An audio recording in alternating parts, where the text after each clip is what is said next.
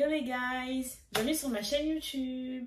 Alors moi je m'appelle Whitney et je suis en alternance en management du commerce opérationnel et en alternance dans la boutique Etam. Donc Etam, c'est une boutique qui vend de la lingerie et du prêt-à-porter. Et moi aujourd'hui je viens en fait pour vous raconter des petites story time sur mon quotidien en tant que vendeuse chez Etam. Donc en tant que vendeuse et vendeur, on est parfois face à certaines actions, que ce soit bon ou mauvais, des petites péripéties, des petites histoires. Et aujourd'hui, j'ai envie de vous les partager. Donc, ça va être quelques story time très courtes, hein, du coup de 5 à 10 minutes, pour vous partager un petit peu les différentes histoires que j'ai pu rencontrer pendant toute ma période chez Etam. Donc, ça va faire bientôt 3 ans que je suis dans l'entreprise. Donc, j'étais à la base en contrat étudiant, donc j'étais en fait à la fac. Et j'avais du coup mon travail à temps partiel chez Etam. Ce qui fait que au bout de 2 ans, j'ai changé de filière. Donc je suis allée en management du commerce. Et il me fallait une alternance pour intégrer l'école. Et vu que j'avais déjà un travail à temps partiel chez Etam, je me suis dit, bah en fait, pourquoi ne pas directement demander à l'entreprise de me prendre en alternance? Parce que je sais qu'ici en France, c'est hyper compliqué de trouver une alternance.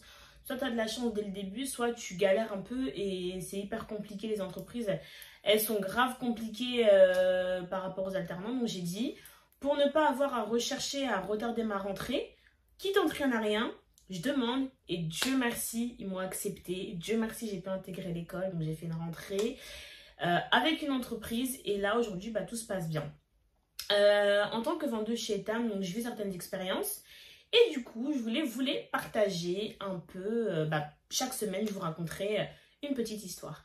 Alors aujourd'hui, je viens de vous raconter la fois où j'ai failli mettre le feu à Etam.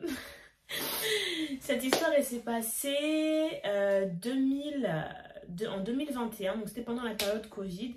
Donc en fait, on était dans le Covid, mais on en sortait un petit peu. Ce qui veut dire qu'on avait plus les masques. Non, si on avait encore les masques. Ouais, on avait encore les masques, il me semble. C'était vers la fin, avant qu'ils enlèvent... avant qu'ils mettent du coup, qu'ils accordent justement le fait de retirer le masque. Donc on avait encore le masque, nous sommes à cette époque-là, ouais. Et il y avait certaines restrictions à avoir en magasin. Donc tout dans notre magasin, les restrictions qu'il y avait à avoir, c'était pour chaque client, mettre du gel hydroalcoolique dès que tu rentres en magasin. Nous en caisse, on avait des plexiglas qui permettaient de limiter le contact entre le client et la vendeuse. En cabine, il fallait steamer les habits après chaque essai. Donc, une cliente, elle rentre en cabine, elle essaie un article et lorsqu'elle te le rend, tu dois le steamer. Steamer, en fait, c'est en sorte de faire repasser à vapeur. Donc, c'est un fer à repasser à vapeur. Un steamer est un fer à repasser à vapeur que tu tiens avec la main et que tu passes sur l'article. Ça sert de défroisser l'article, mais également de désinfecter grâce à la chaleur qui justement brûle les microbes. Donc, c'est ce qu'on devait faire. Et à Etam, du coup, chaque heure, tu as un poste différent.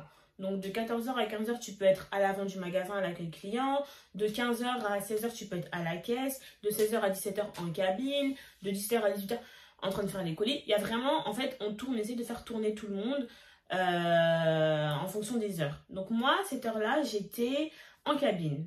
Donc, il était peut-être 16-17 heures et j'étais en cabine pendant 1 heure. Alors, quand j'étais en cabine, du coup, j'accueille les clients, je les installe. Quand elles sont installées, je prends les articles de celles qui me les rendent. Je les cintre, je les steam et je les place en fait sur un stoyac. Un stoyac, c'est un sorte de portant qui roule avec 2 étages ou 3 étages, ça dépend. Et tu places les articles en fait dessus pour qu'ensuite ils soient remis en magasin. Donc je répète, j'accueille la cliente, je l'installe, je repars à mon poste pour cintrer les articles que j'ai et je les steam avant que ça reparte en magasin.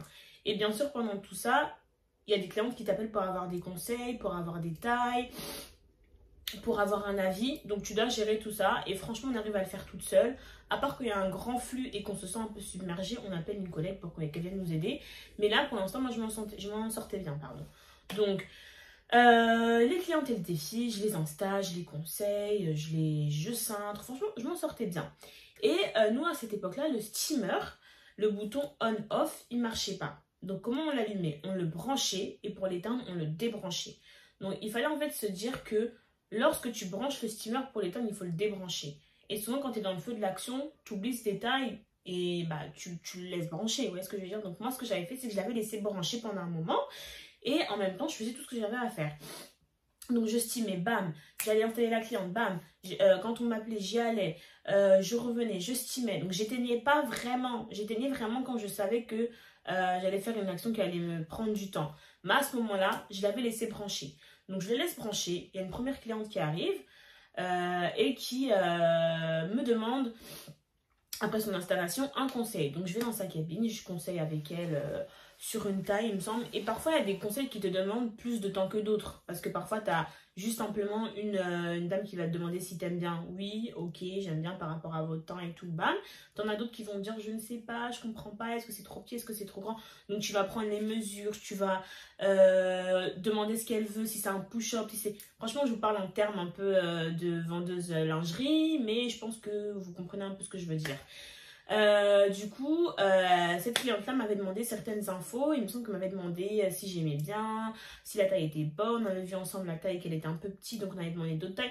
Ça m'avait pris un peu de temps et dites-vous bien que pendant tout cet instant-là, mon steamer était branché. Donc mon steamer, il était branché. Je la conseille et on finit le conseil et je repars du coup à ma tâche qui est de centrer les habits et les steamer. Donc j'utilise le steamer, je cintre, deuxième cliente qui vient. J'installe également et elle me demande encore d'autres conseils. Je crois qu'elle m'avait demandé de lui conseiller quel soutien-gorge était bien pour le maintien, quelque chose comme ça. Et du coup, bah, il faut que tu expliques. Il faut que tu expliques selon les formes, que tu expliques selon le push-up ou pas. En fait, il y a tellement de termes à expliquer. Comme c'est de la lingerie que c'est très intime déjà et très délicat. Il faut vraiment prendre la chose qui te va pour avoir le rendu que tu veux. Du coup, bah, je la conseillais sur ça. Et pendant cet instant-là, mon steamer était encore branché. Donc, ça devait faire à peu près, je crois, peut-être 10 minutes facile que mon steamer il était branché. Hein. Franchement, 10 minutes facile qu'il était branché. Et du coup, bah, je ne m'étais pas rendu compte. Et j'ai continué à faire mon travail. Donc, je continue. Et là, je finis avec la cliente. Et pendant que je marche, en fait, donc tu as les cabines qui sont à droite et à gauche, je suis en train de steamer et de centrer mes amis. Donc pendant que je marche tout le long de la cabine pour repartir à mon poste, je marche, là, bam, plus de lumière. Dans le magasin, il y avait plus de lumière, plus de musique, plus rien du tout. En fait, il n'y avait plus de signal. Les prises ne marchaient plus rien ne fonctionnait. En fait, toute l'électricité avait été coupée.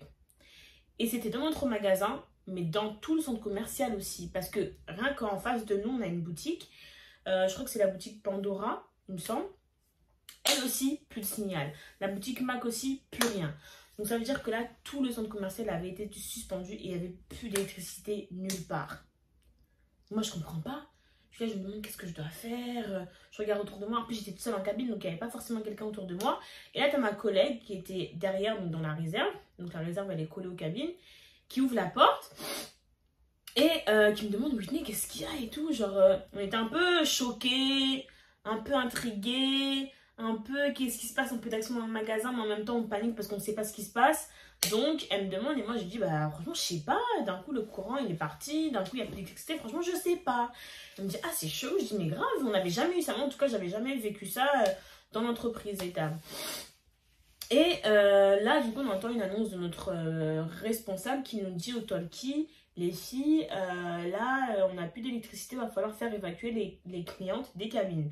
Donc nous, on parle avec un talkie, un écouteur, comme c'est un grand magasin, on ne peut pas crier, s'appeler comme ça, donc on est obligé de parler avec ça. Et elle nous dit à l'oreillette qu'il faut faire évacuer les clientes. Donc, bah moi, je fais une annonce, je dis, mesdames, il va falloir évacuer car... il y a eu un petit court-circuit dans le magasin, donc pour éviter tout danger, veuillez évacuer s'il vous plaît.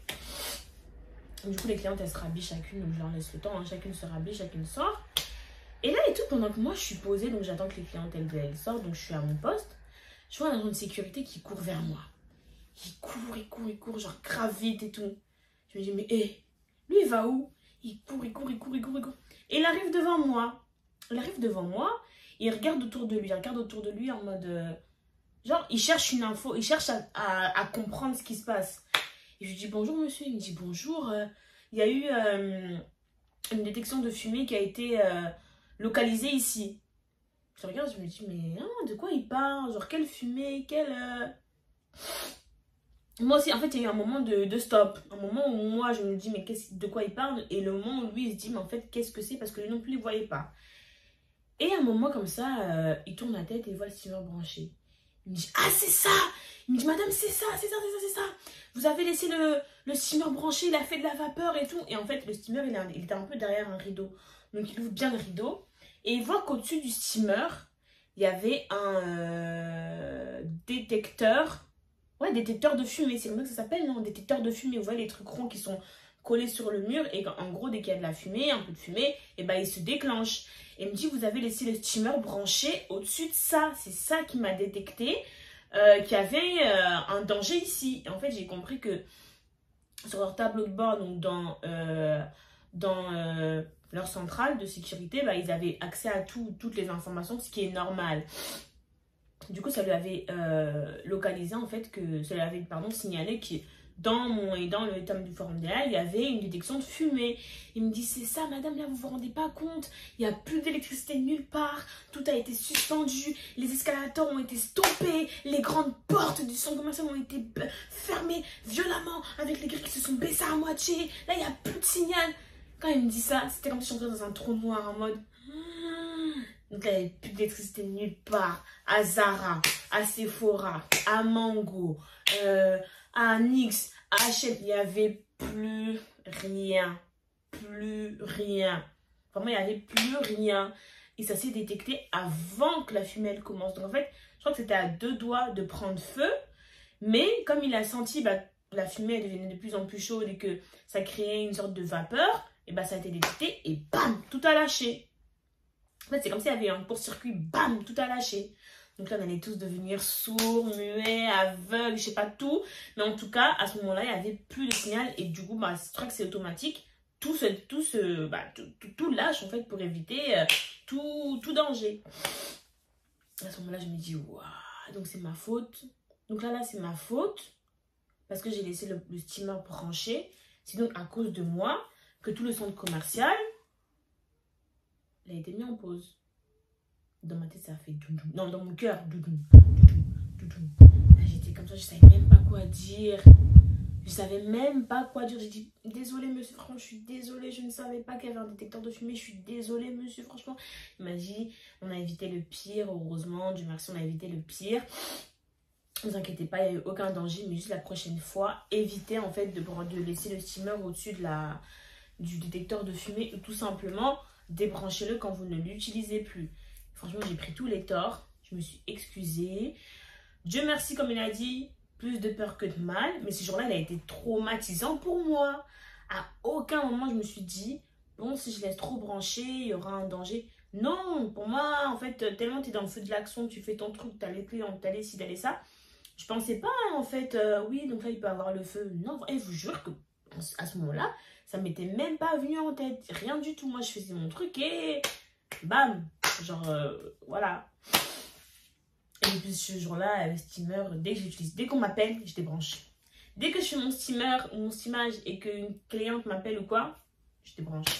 Je veux rien savoir, je débranche. Et quand j'en ai besoin, je rebranche. Enfin non, même pas je débranche. Maintenant, on en a un nouveau où tu appuies sur on-off. Bah oui, maintenant, on en a un nouveau où tu appuies sur on-off, ce qui est plus facile. Donc, dès que je l'utilise on, dès que je l'utilise plus, même si c'est 5 secondes, off. On veut éviter tout danger, donc off. Voilà. Donc, voilà. Et depuis ce jour-là, il n'y a plus de danger, il n'y a plus de problème de steamer, en tout cas, qui va prendre feu. Donc, Dieu merci. Voilà, c'était la story time du jour. J'espère qu'elle vous aura plu, qu'elle vous aura peut-être fait rire, que vous vous êtes imaginé dans la situation. J'espère vous avoir emmené dans mon histoire, vous avoir fait transmettre les informations du mieux que j'ai pu. Zoba, zoba. Buzobicien. On a serba qui zengicien. Zoba, zoba. Et que ça vous aura plu. Donc voilà. Avant de vous quitter, je vais vous montrer mon petit outfit. Donc j'ai mis un petit corset vert comme ça, avec une fermeture derrière, avec un petit pantalon marron assez long et une petite paire de slides.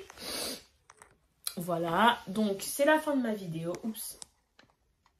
Donc, oups, excusez-moi. C'est bon. Et c'est trop dur de cadrer, je vous jure. Là, c'est bon. Ouais. Donc, c'est la fin de ma vidéo. Abonnez-vous pour suivre toutes mes petites story time chaque semaine. Cliquez sur la cloche de notification pour recevoir une notification lorsque je posterai une nouvelle vidéo. Et sur ce, prenez soin de vous. Je vous fais de gros bisous.